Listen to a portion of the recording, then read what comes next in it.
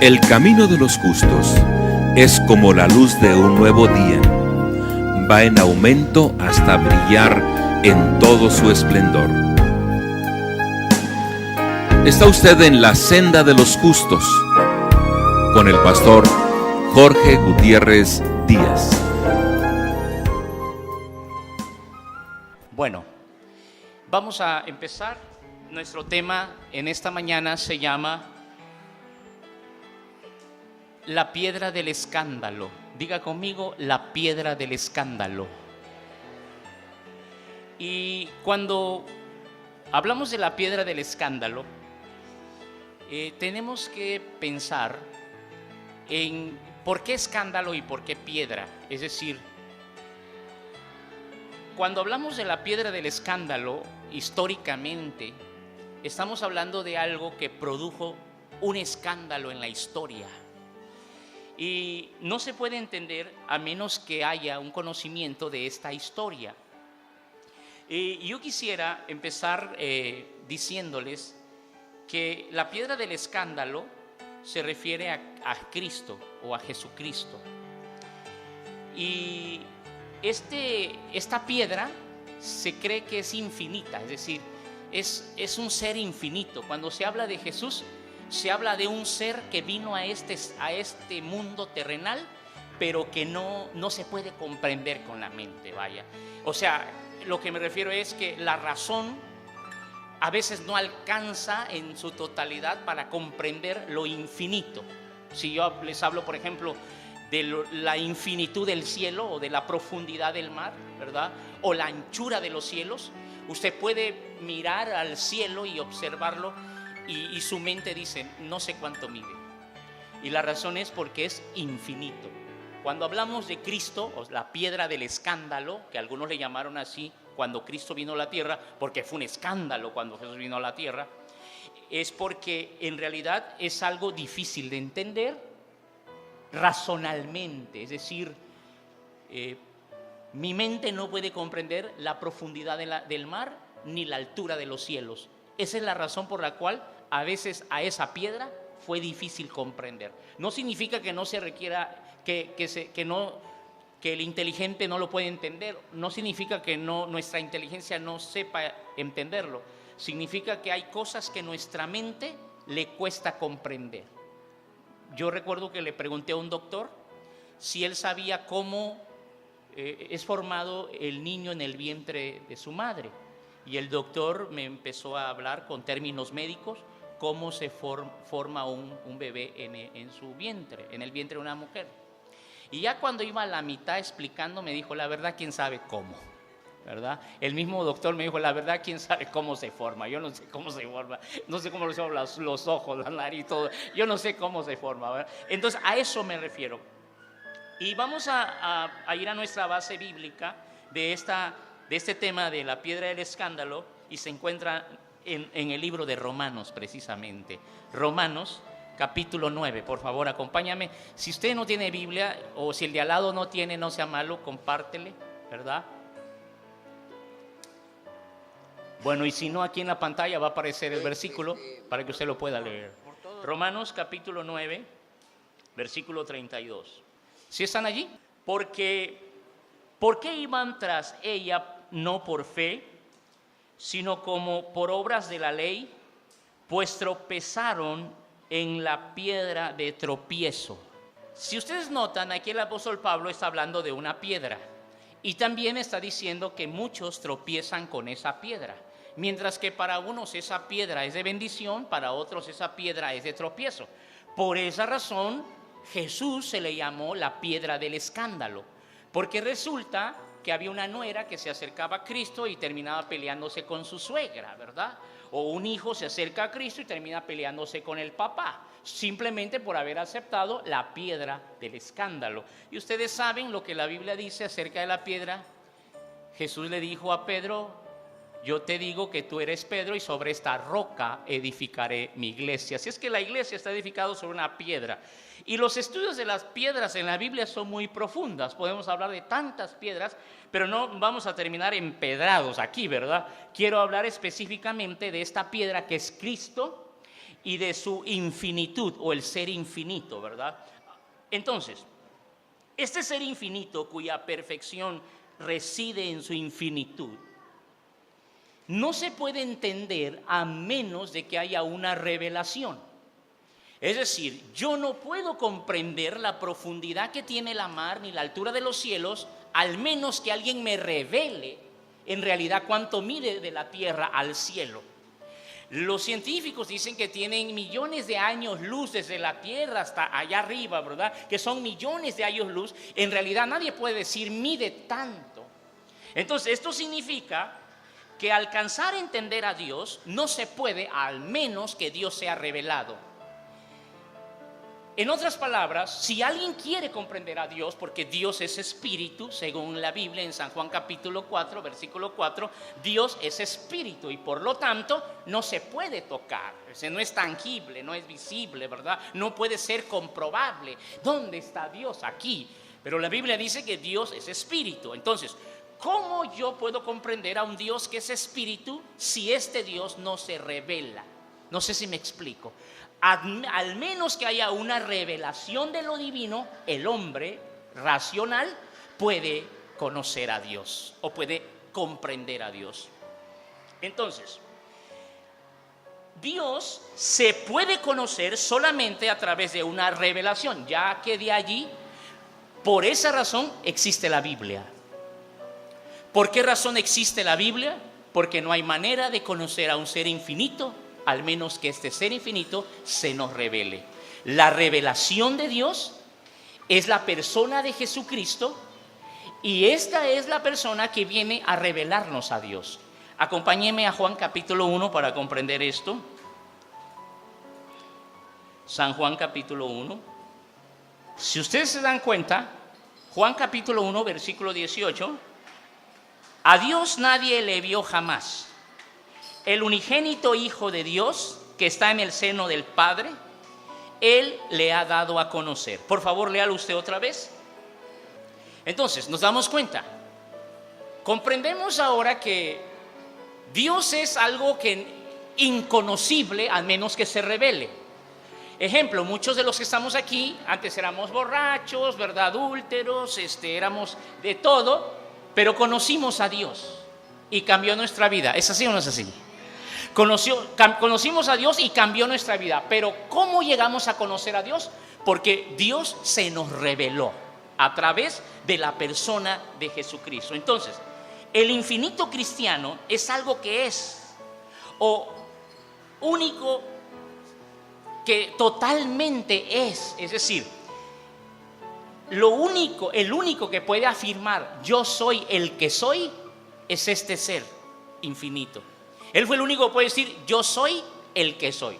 De hecho, usted ha leído en la Biblia esa frase que dice yo soy el que soy. Pero cuando leemos la palabra yo soy el que soy, está diciendo yo soy el infinito. Pero cuando usted lee yo soy el que soy, nos quedamos igual, ¿verdad? Yo soy el que soy. Como dice la Biblia que Dios le dijo a Moisés que le dijera así al faraón. Y dice, ¿y en nombre de quién vienes tú a liberar a Israel? En el nombre del yo soy el que soy. Y el faraón dijo, pues, ¿quién sabe quién es? ¿Qué es eso? Explícame. ¿Cómo que en el nombre del yo soy el que soy? Porque decir yo soy el que soy significa que es el infinito. Por la misma razón incomprensible, a menos que haya una revelación. Entonces, cristiano es aquel que ya se le reveló Dios a través de la verdad. Y el único que puede revelar la verdad del infinito Dios es la persona de Jesucristo. Por eso no hay otro camino, ni otra religión, ni otra manera. El único camino es Cristo. ¿Por qué? Porque Él manifiesta la verdad de Dios. Ahora, el Dios cristiano es un Dios escondido. Todos los demás dioses los podemos ver, les podemos prender veladoras, los podemos clamar, los podemos pintar. Pero el Dios cristiano, nuestro Dios, es un Dios escondido. Él no está colgado en una pared. Él no es hecho por manos de hombres. El Dios verdadero ha creado a todos los hombres. Este Dios escondido ha dejado un mandamiento y dice, buscadme y viviréis. Y es que algunos lo han dicho que es como si Dios jugara a las escondidas, ¿verdad? Dios está escondido y solo lo encuentra el que le busca. De hecho, hay cristianos que no buscan a Dios. Hay cristianos que no encuentran a Dios porque no le buscan, pero el que le busca le encuentra. La Biblia revela que este tesoro, este Dios infinito, es parecido a una perla, que un hombre andaba buscando perlas hasta que encontró una perla del gran precio. Entonces, en la Biblia siempre hay ejemplos acerca de buscar a este Dios, porque Dios es un Dios escondido. Ahora, este Dios escondido es amor, y con amor creó este mundo, y con amor creó al hombre. Este Dios que es amor ha permitido que el hombre, cuando se desvíe de sus principios, ha trazado un camino para que ese hombre pueda volver por el mismo camino de amor que es este Dios infinito. El cristianismo es enseñar la excelencia del amor. Es decir, cuando hablamos de Cristo, estamos hablando de la virtud más grande de todas las virtudes. Estamos hablando de lo infinito.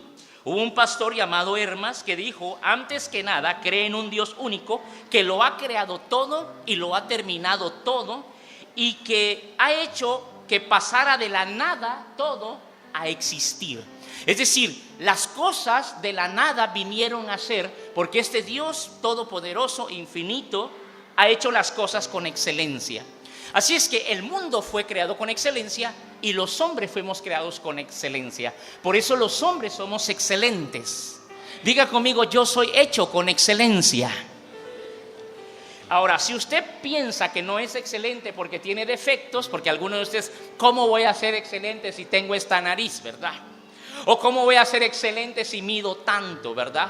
O ¿cómo voy a ser excelente, verdad, si tengo las orejas de este tamaño? La excelencia de la creación de Dios no está referida al cuerpo. No. El cuerpo no es la imagen de Dios. El cuerpo salió de la tierra. Usted es excelente porque salió de Dios. El Dios de la Biblia creó desde la nada, que nada significa nada, es decir, que nada antes de existir. De la nada fue sacado el mundo y fue creado el mundo. De la nada el Creador hizo todas las cosas. Y este Dios, en su acto de caridad, formó este mundo, pero en su acto de amor también le otorgó un ser al mundo. Pero una vez creado al mundo, creó al hombre y también le otorgó un ser al hombre. Así es que el hombre llegó a ser un ser creado por Dios, que desde luego Dios lo creó del polvo de la tierra por el amor que nos tiene. Así es que el mundo y el hombre, ambos salieron de Dios. Pero ¿cuál es el sentido de la historia de eso que estamos hablando? O sea, de la piedra de escándalo. El cristianismo es algo que radicalmente transformó la mentalidad en aquella época cuando Jesús apareció. Los griegos, que eran, vamos a decir, la nación que vio nacer al Señor Jesucristo. Ustedes saben que cuando Jesús nació, Él nació entre griegos. De allí que el Nuevo Testamento se escribió en griego y en hebreo y parte en arameo, porque cuando Jesús vino a la tierra, vino a esta parte de Grecia, ¿verdad? Y para los griegos, la historia de ellos eran hechos, ¿verdad? Una serie de hechos y acontecimientos que ellos iban observando, y eso era la historia para los griegos. Pero en ese entonces aparece Jesucristo, y cuando aparece Jesucristo, o sea, el cristianismo, para los griegos fue algo radicalmente nuevo. Es decir, ellos acostumbrados a dioses de ellos mismos, ¿verdad? De repente aparece uno nuevo y crea un parteaguas, ¿verdad? Y hace una nueva historia. Es decir, los griegos se quedan con la boca abierta y decir: bueno, ¿quién es Jesús de Nazaret? ¿Verdad? Conocemos a nuestros dioses, ¿verdad? Pero ¿quién es Jesús de Nazaret? Y entonces el cristianismo fue algo radicalmente nuevo y empezó el escándalo. ¿Por qué empezó el escándalo? Porque no existía Jesús de Nazaret. No había Cristo. No había nadie que dijera: yo soy el Mesías. Y cuando este aparece, ¿verdad?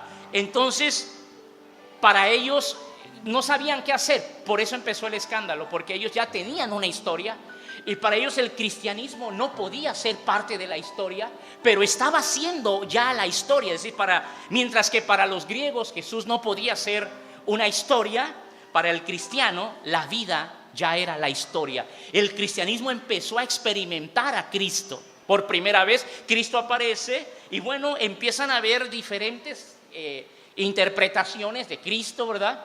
Pero griegos y romanos, que eran los imperios más fuertes de aquel entonces, estaban con la boca abierta. O sea, ninguno de los dos decían, bueno, los romanos decían, ¿quién es Cristo? Los griegos decían, ¿quién es Cristo? Y entonces se volvió un escándalo. ¿Qué hace? Pues dice que sana, levanta muertos, sana enfermos, ofrece salvación a los hombres. Algo está pasando y ellos, los imperios, estaban escandalizados.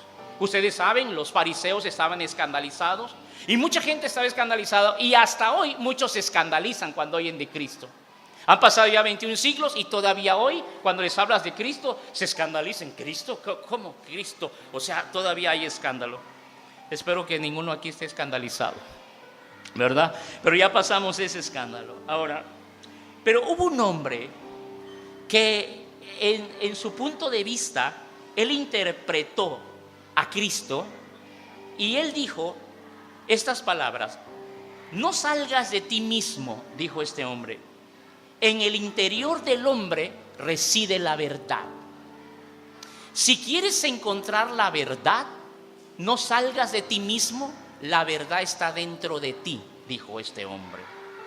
En otras palabras, a lo largo de su vida, busca en su interior la verdad. Es decir, él estaba diciendo que Dios, el infinito, se encuentra dentro del hombre. Fíjate lo que dijo, cómo interpretó ese hombre. Ese ser infinito no solamente le dio vida al mundo, es decir, al mar, ¿verdad?, a los cielos, a los árboles, a los animales, sino que también le dio vida al hombre, pero que habita en el mundo, pero también habita en el hombre. Él interpretó que Dios oculto está en el interior del hombre. ¿Dónde? Él dijo, en la mente. ¿Dónde vive Dios? En la mente del hombre. Allí está Dios. ¿Cómo que en la mente del hombre? Y dijo alguno, entonces se ha de confundir. Dios está en mi mente, yo tengo una mente confundida. No. Dios está en tu mente, pero no se confunde con tus pensamientos. Todo ser creado, hombre, en su mente piensa que hay un ser supremo. No hay ningún ser humano que no piense innatamente que hay un ser supremo. Por eso es que el hombre tiene que creer en algo, en cualquier cosa, pero se inclina a creer en algo porque hay ese pensamiento en su vida. Entonces, él decía que Dios ha revelado al hombre en su interior y que el hombre puede tener una comunión, un diálogo con este creador. Es decir, dentro del hombre puede haber una plática con el creador, decía este hombre. Este hombre se llama San Agustín y se declara él discípulo de Cicerón. Algunos de ustedes han leído la cortina de hierro de Cicerón, pero este hombre en un tiempo se hace discípulo de Cicerón. Y ustedes que saben un poco de historia saben qué representa Cicerón en la literatura. Y San Agustín se hace discípulo de él, pero llega el momento que San Agustín se dedica a la retórica y como era muy joven, después entra a los placeres, empieza a tomar, ¿verdad?, empieza a bailar, empieza a chupar, a andar con una y con otra. Y San Agustín se olvida de toda la enseñanza que les acabo de revelar, que es la enseñanza de él.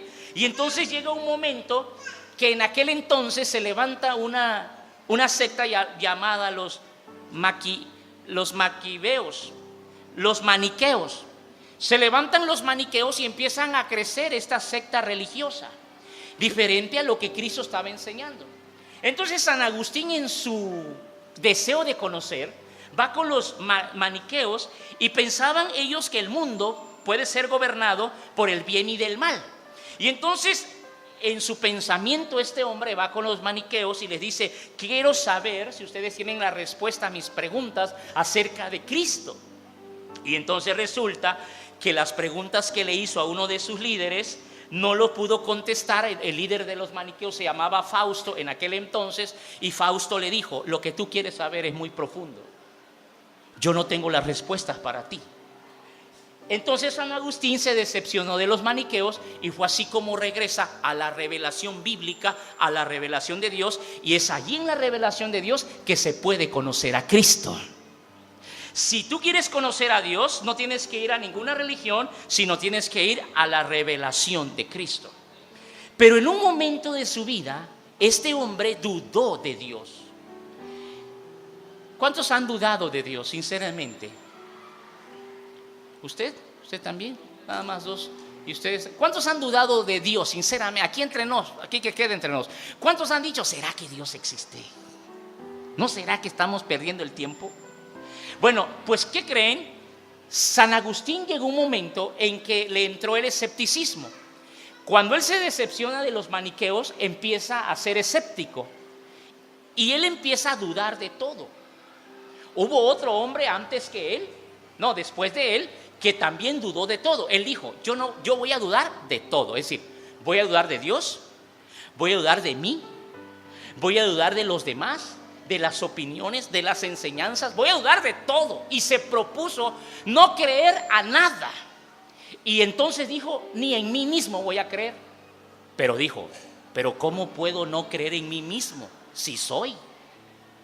Y si yo mismo soy y no creo en mí mismo, entonces ¿cómo puedo dudar de lo que es? Así es que estos hombres son parientes de Judas, Tadeo, ¿cómo se llamaba el que no creía? Tomás. Tomás era el que no creía. ¿Se acuerdan de Tomás que no creía? Tomás dudaba. ¿Cuántos Tomás hay aquí? Digan amén. Entonces, Tomás era el que no creía. Tomás era escéptico. Él decía,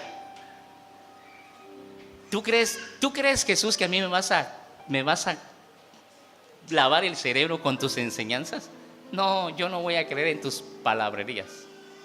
Él estaba con Jesús, pero él tenía una mente escéptica. Bueno, pues San Agustín llegó a no creer, pero con el fin de creer. ¿Cómo es eso? ¿Por qué este hombre influenció tanto al mundo con su duda? Porque él quería dudar para saber si lo que creía era real. Es decir, cuando una persona duda, como este hombre, no duda para no creer, sino duda para que si lo que cree es auténtico y genuino. Es decir, dudar de aquello que es para saber si realmente es. Es como cuando usted compra un metal de oro, una cadena de oro, y usted dice, parece oro. Y entonces le hace la prueba antes de comprarla porque quiere determinar si en realidad es oro. La duda de San Agustín era una duda para comprobar si la verdad en realidad era verdad. Así es que él dudó de Dios, dudó de las opiniones, porque él dijo, a ver, todas las opiniones que me han dicho o que he escuchado y las enseñanzas que he tenido, ¿cómo sé si son ciertas? No puede ser que son ciertas a menos que las meta a una prueba y las examine de tal manera para saber que sea verdad.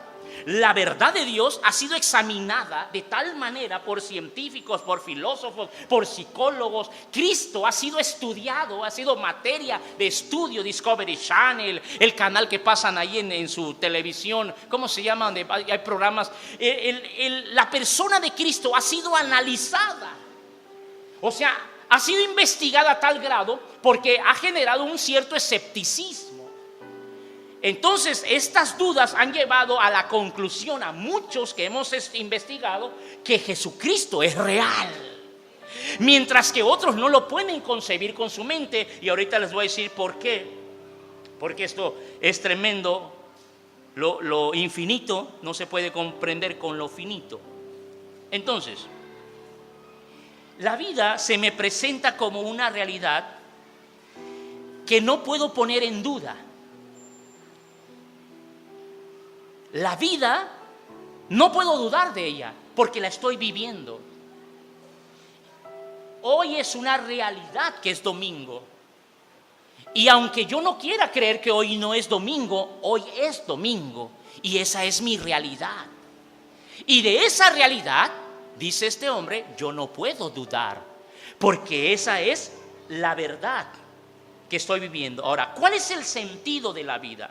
Mientras vivo, estoy en mi presente y tengo que tener una atención a esta vida que voy a desarrollar, porque es mi realidad, mi propia vida. Y Dios está presente en este tiempo, en esta vida, dice él, pero no solamente en mi mundo. Dice que él se preguntó y dijo, ¿cómo sé que los árboles no son Dios? ¿O cómo sé que el mar no es Dios? ¿O cómo sé que el cielo no es Dios? ¿O dónde está Dios?, se preguntaba este hombre. Y dice que él escribe un poema y dice que le pregunta a los árboles, al mar, háblame de Dios. Tú, mar, háblame de Dios. Y el mar le contestó en su poema, yo soy mar, yo fui creado. Árboles, háblenme de Dios. Y que los árboles decían, nosotros nos llamamos árboles, nosotros no somos Dios. Y así se fue a las piedras, háblenos de Dios. ¿Dónde está Dios, piedras? Y las piedras decían, nosotros fuimos creadas, nosotros no somos Dios. Y así con toda la naturaleza se fue preguntando, viento, muéstrame a Dios, ¿dónde está Dios? Hasta que todos a una voz le dijeron, en su poema dice, nosotros fuimos creados por Dios. Nosotros no somos Dios. Yo, mar, fui creado por Dios. Nosotros los árboles fuimos creados por Dios. Nosotros la tierra fuimos creados por Dios. Nosotros los hombres fuimos creados por Dios. Nuestro Dios es maravilloso. ¿Cuántos están de acuerdo conmigo? Ahora, eso significa que el mundo creado nos revela a Dios y el hombre nos revela a Dios. Por eso cuando decimos muéstrame a Dios y creo en Él, ok, observa las estrellas, observa el mundo, mírate en un espejo. ¿Quieres ver a Dios? Dios es espíritu, es imposible de verlo. Vamos a leerlo, San Juan capítulo 4, versículo 24.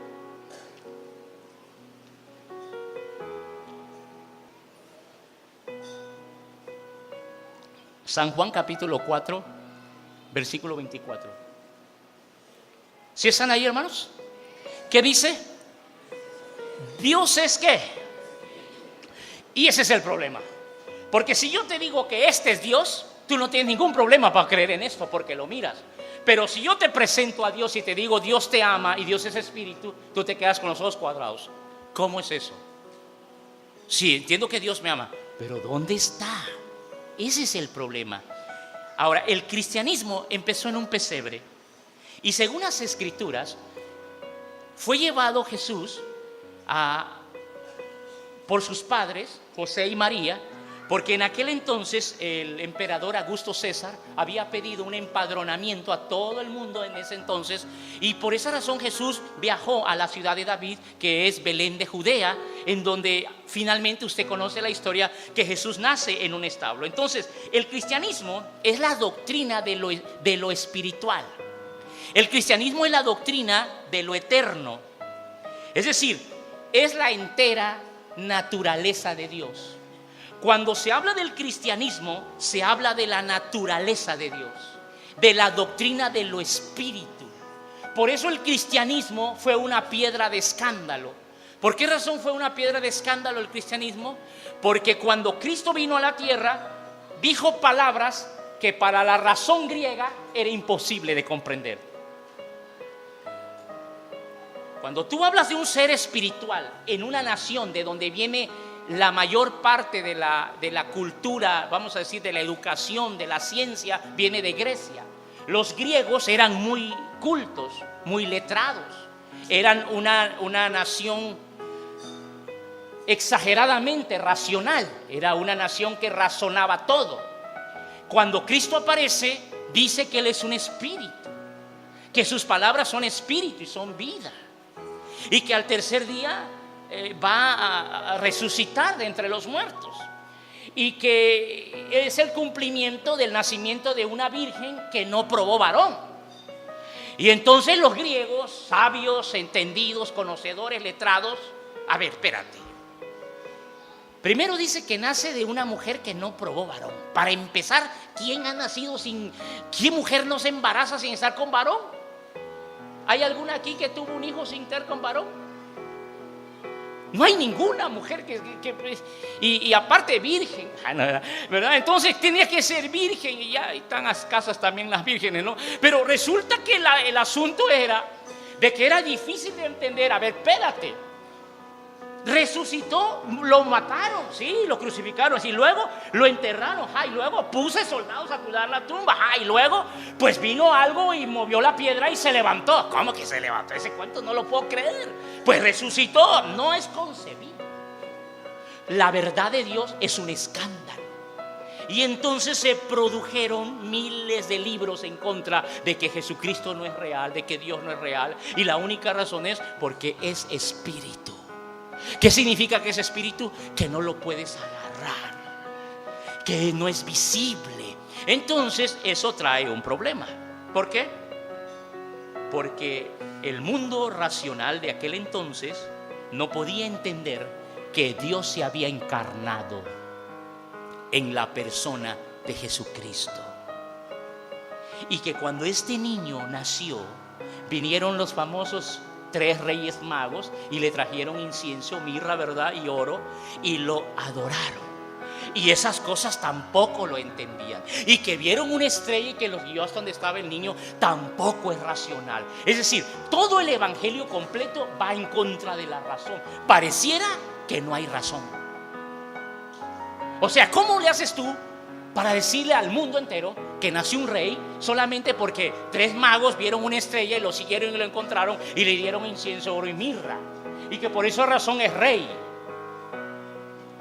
Eso es algo así como no entendible. Entonces, el mundo de la fe cristiana es un mundo en donde en realidad se requiere fe.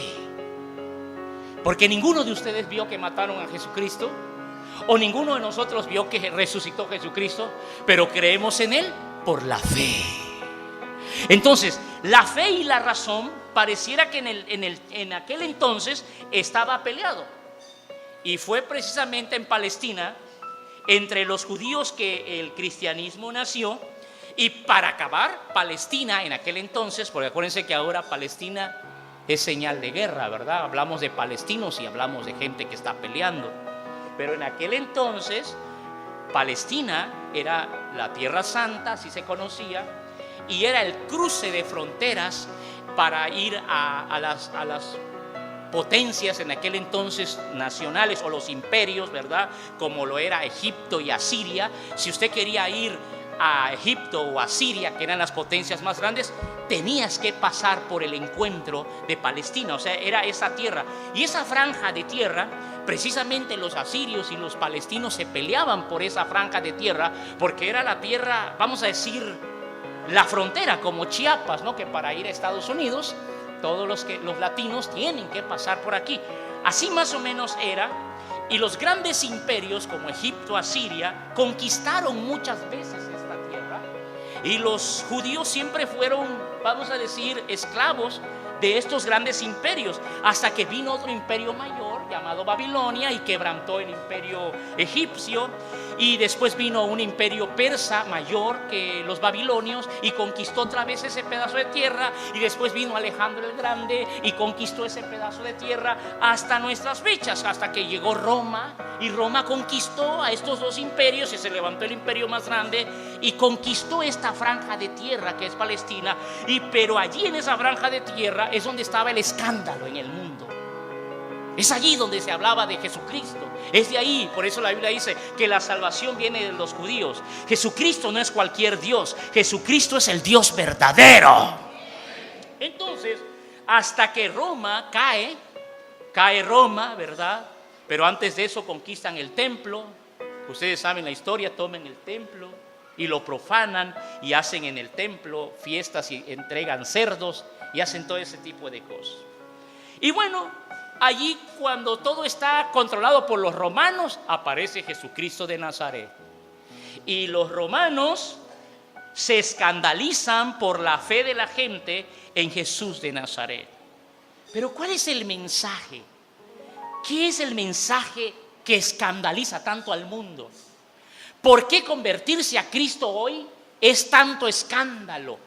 ¿Por qué tus profesores, tus parientes, tus familiares cuando escuchan que viniste a escuchar la palabra de Cristo, se escandalizan tanto. ¿Cuál es el problema? Vamos a verlo. Salmos capítulo 8, versículo 4. Salmos capítulo 8, versículo 4. ¿Sí están allí?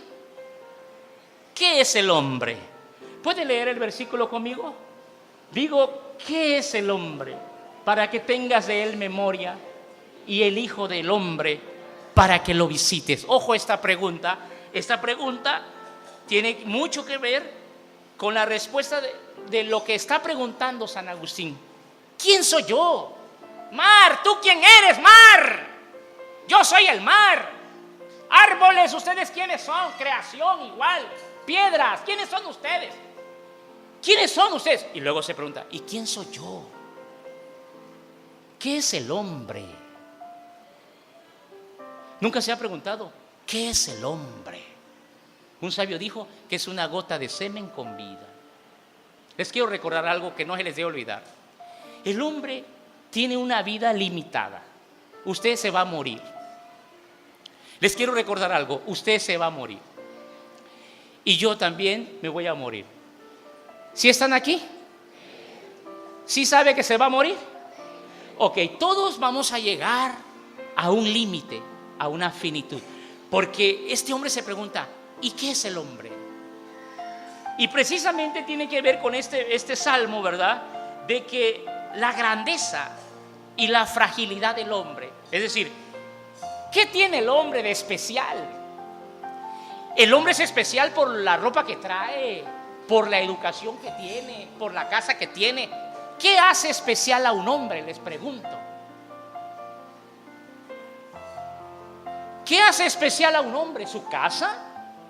Los que tienen clima en su cuarto son más especiales que los que tienen un ventilador viejo que ni sopla. ¿Qué es el hombre? Bueno, los griegos dijeron el hombre sabio, es decir, la grandeza del hombre está en su sabiduría, decían los griegos. Cuando el hombre es sabio, el hombre es grande. Está bien, otros dijeron, cuando el hombre es humilde, el hombre es grande. Todos los que no me están poniendo atención ahorita, el día que se mueran, se van a acordar de mí y van a desear querer oírme, pero ya no va a haber tiempo. Es que se los tengo que decir toda la verdad. Este salmo habla del soberano rey, pero también habla de su soberana creación. Cuando Dios creó a esta creación tan inmensa que la ciencia la ha estudiado y no para de investigar, Dios también creó este glorioso signo, ¿cómo les podemos llamar? Ícono de la creación. El ícono de la creación es el hombre. Todo el mundo fue creado con perfección y es importante, pero nadie es más grande de toda la creación que el hombre mismo. En el hombre Dios puso su imagen, la cual San Agustín dice radica en su mente. Por eso los animales no son racionales, sino los hombres somos racionales, porque creamos o fuimos creados de un Dios que nos depositó su imagen, y esa imagen, dice él, la tenemos en la mente. Pero hermanos, el hombre fue creado para gobernar y no ser gobernado. El hombre en la creación se llama el Señor de la creación. Entonces Dios creó al hombre y le configuró autoridad sobre toda la creación. Préstame una llave, por favor, de tu llave de carro o algo así. Lo que quiero es lo que estoy extendiendo. Gracias, muy amable. La fe divina creó el mundo a la perfección en el que tú y yo vivimos. Pero sobre toda esa creación, su obra maestra es el hombre. Y al hombre le confirió dominar todas las cosas que el Eterno ha creado. Es decir, el hombre tiene el poder y la autoridad delegada por Dios para gobernar la creación entera y su propia vida. En otras palabras, Dios, cuando creó al hombre, es como cuando Abraham fue a la guerra y traía el botín, traía las riquezas porque había conquistado, ¿verdad? Y entonces el resultado de pelear aquella guerra es todo este botín, estas riquezas. Bueno, lo que le hacía a un hombre en aquel entonces vencedor cuando iba a la guerra es porque traía el botín de sus enemigos. Bueno, es como si Dios le ha entregado el botín a los pies del hombre. Es decir, Dios le dice al hombre: yo te creo a ti para que gobiernes en el mundo entero. ¿Sobre qué? Sobre los animales del campo, cómetelos. Sobre las aves de los cielos, cómetelos. Sobre los árboles y sus frutos, cómetelos. Sobre toda hierba, cómetela. Sobre las aguas y los peces que hay adentro, trágatelas. ¿Verdad? Todo lo que hay en esta creación, Dios le dice al hombre: yo te confiero a ti la autoridad, te doy la llave para abrir y cerrar, y donde tú abras, nadie va a poder cerrar. En otras palabras, el hombre tiene el dominio y tiene el poder de parte de Dios confirmado para ser cabeza y no cola. Denle el aplauso mejor de una vez. Ese es el escándalo. Ese es el escándalo. Eso es lo que la gente no puede entender. ¿Sabe por qué el diablo no deja que la gente oiga la palabra de Dios? Porque al diablo le gusta tener gente alcohólica. Al diablo le gusta tener esclavos. Al diablo le gusta tener gente amargada. Mujeres peleando con su marido, hombres con otras mujeres dejando a sus hijos. Al diablo le gusta destruir familias. Y cuando viene este hombre borracho y escucha el mensaje de Jesucristo, hay un cambio en su vida completamente. Y entonces viene el escándalo. ¿Cuál es el escándalo? Qué tremendo es el diablo. Mientras andas de borracho, de fiesta en fiesta, engañando a tu mujer, haciendo lo que se les pega la gana, nadie dice nada. Pero nada más te acercas a Dios y quieres cambiar de vida, te comen. Ya te acercaste y hiciste aleluya, ya cambiaste de religión, bla, bla, bla, bla, bla, y la gente se aparta de Dios. ¿Pero por qué? El escándalo es ese. Porque cuando un hombre llega a entender que tiene una dignidad, tiene una ordenación irrevocable. Cuando Dios hizo al hombre cabeza, cuando le entregó las llaves, significa que irrevocablemente lo hizo señor de, no solamente de lo que ya les dije, sino de sus pensamientos, de sus emociones, de sus sentimientos, de todo. El hombre tiene algo que es irrevocable. En otras palabras, cuando Dios te bendijo, cuando Dios creó al hombre, lo bendijo para siempre. Por eso Satanás destruye a los hombres, porque el hombre es la imagen de Dios. El hombre es lo más valioso de toda la creación. Y no solamente está contaminado el mar, y no solamente está contaminada la tierra, y los árboles ya no dan su fruto. Todas las cosas se están contaminando, el aire se está contaminando, Satanás está contaminando todo, el hombre mismo está contaminando todo. Pero lo que más le preocupa al diablo es contaminar al hombre. Porque el hombre es el sello, la representación de Dios en la tierra. Cuando usted ve un hombre ahí tirado, con moscas en la cara, todo borracho, Satanás se goza y dice: así me gusta. Cuando usted vive amargada y amargado y no se lleva con nadie, Satanás se goza. Al diablo le gusta que usted está amargado, amargada. ¿Por qué? Porque Dios bendijo al hombre con derechos para ejercer sobre el mundo que nadie los puede eliminar, es decir, excepto el pecado. Para ejercer este dominio, el hombre en esencia tiene que entender que él es un ser divinizado. Usted no es una cualquiera, oiga señora. Usted no es un cualquiera, óyeme joven. Tú eres alguien especial y lo tienes que meter aquí. Y no te estoy diciendo que eres japonés, ni te estoy diciendo que eres americano, ni chino. Te estoy diciendo que eres hijo de Dios, creación de Dios. Y si eres creación de Dios, tienes que comprender que eres algo especial, que se te ha delegado, otorgado el ser algo especial. Pero tú me dices, soy pastor, pero usted habla muy bonito.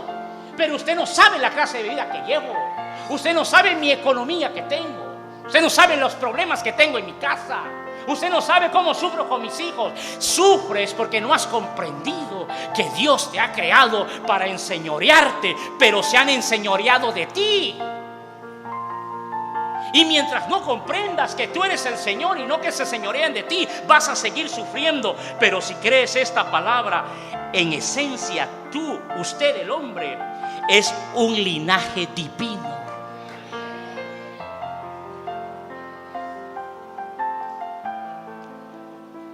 Qué bonito, ¿no? Ahora aquí falta creerlo.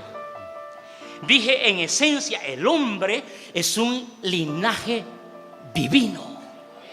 Pero usted me dice, ay, pero yo apellido Gutiérrez, yo apellido López. ¿Cómo me dice que yo soy en esencia un linaje divino? Ese es el problema, no comprende. Y ese es el problema. Lo infinito no se puede comprender racionalmente, al menos que lo infinito sea revelado. Hebreos capítulo 2, versículo 6. Hebreos capítulo 2. ¿Sí estamos? Pero alguien testificó en cierto lugar diciendo: ¿qué es el hombre para que te acuerdes de él? Y el hijo del hombre para que le visites.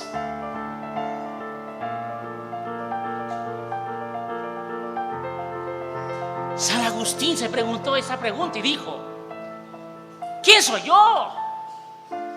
Y él mismo escribió y dijo: ¿acaso ese ser que cuando nació mamaba los pechos de su madre y lloraba por alimentarse, y mamá me pegaba el pecho a mí para que yo comiera? Ella me daba de comer a mí, o no eras tú, creador, que creaste a mi madre para alimentarme a mí. ¿Qué es el hombre?, dijo San Agustín. ¿No será ese hombre necesitado de paz, buscando paz, cuando la paz la trae adentro, en su interior encuentra la verdad? Quiero decirte algo que nunca quiero que olvides. Y usted que nos está viendo, escuche esto. Muchas cosas majestuosas viven, pero nada es más majestuoso que el hombre. No hay nada más majestuoso que tú mismo. Tienes que comprender esa verdad de Dios, porque esa es la verdad de Dios con la que debes de caminar. Vas a tener que alzar la frente, porque Dios ha quitado tu vergüenza. En la cruz del Calvario Cristo te ha comprado para darte la paz que buscas. Nadie te va a dar lo que Cristo te puede dar. El hombre entonces está destinado a alabar a Dios. El hombre tiene superioridad sobre toda la creación. El hombre ya fue coronado para que sea administrador del mundo entero. Primero lo conoces y luego lo invocas. Así es que si eres hombre, tienes que conocer a este Dios, porque conociéndolo a Él vas a poder invocarlo. Porque conozco a muchos que quieren invocarlo sin conocerlo, y esto no funciona. Los que le buscan lo alaban, y los que le alaban lo buscan, y solo los que lo buscan lo alaban. Si tú alabas a Dios es porque lo estás buscando. Si tú no alabas a Dios, estás en el culto. Tú no sabes quién es Dios, porque Dios no se te ha revelado. Cuando Dios se te revela, se va la tinieblas de tu mente, se va la ignorancia, y entonces comprendes que nada sería yo si Él no está contigo, que yo no puedo existir si Él no está conmigo, que yo solamente soy cuando le busco, pero en realidad yo no soy nada si Él no me busca. Es decir, no soy yo el que tengo que servirle para hacerle un favor a Dios. Probablemente algunos de los que estén escuchando crean que sirviendo a Dios le hacen un favor. Estás muy equivocado. Tú no le haces un favor a Dios buscándolo. El favor te lo haces a ti mismo, porque solamente los hijos verdaderos de Dios somos los que le sirven. Y si tú eres hijo de Dios, le vas a servir. Y toda tu necesidad de ser contenido en lugar, toda tu necesidad será cubierta.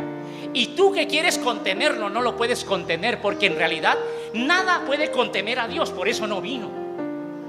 Por eso Dios no se derrama, porque si se derramara, no significa que si se derrama sobre mí, Dios llega a ser algo, y si no se derrama no es nada.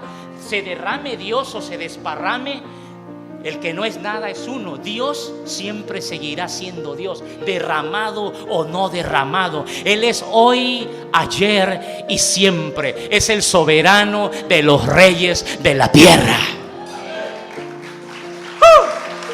Dáselo con gusto. No son los vasos llenos de ti los que te hacen estable. Aunque los vasos se quiebren, tú no te has de derramar. Aunque el vaso se quiebre, Dios sigue siendo el mismo. Cuando Dios se derrama hacia nosotros, no está más que levantándonos.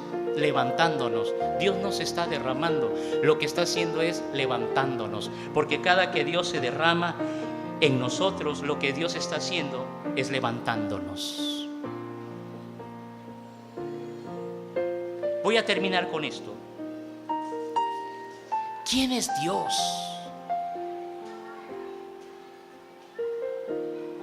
Pues es el Señor. ¿Y qué Señor que no hay fuera de Él, Señor? ¿Y qué Dios que nuestro Dios? ¿Quién es Dios? Es el poderosísimo, es el buenosísimo, es el misericordiosísimo, es el hermosísimo, es lo más hermoso que hay en toda la creación. Y si tú ya le conoces, puedes decir amén conmigo. Pero si no le conoces, tú estás así. ¿Cómo que Dios es el poderosísimo? Sí, porque nunca envejece. Los hombres nacen y mueren, y Él siempre es el mismo. No es viejo ni nuevo, pero es el que renueva todas las cosas. Él es el que tiene el poder en sus manos. Perdona deudas y no pierde nada con ellos. Paga deudas y no debe nada de ellas. ¿Quién es Dios? ¿Quién es Dios para ti? Para mí es mi amor. El amor más grande de todos los amores que he conocido en mi edad.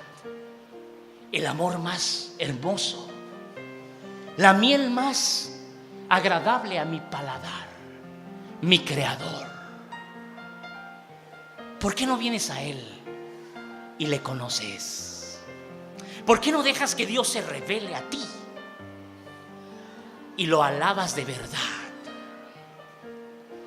No quiero contender con ninguno de ustedes, solo quiero que comprendan que Dios en su gran sabiduría permitió que tú hablaras, que aprendieras a hablar, y permite que un día termine tu vida para que vayas con Él a su presencia. Hermanos, cuando yo era niño aprendí a reír, y reía cuando estaba despierto y también cuando estaba dormido. Y me dieron de mamar para nutrirme, pero no fue mi madre, sino mi creador que creó a mi madre para sostenerme. Dios te ama. Quiero decirle a todos ustedes, no necesitas una religión, necesitas conocer a este Dios que se revela en la persona de su Hijo Jesucristo. Quiero invitarte a que ores conmigo. Y no importa qué hayas pasado o qué hayas vivido, Dios no ha cambiado. Él es el mismo y está aquí y te quiere ayudar. Quiere sanar tu corazón y hacerte reír, darte lo que la humanidad y el mundo entero no te puede dar. Ponte de pie.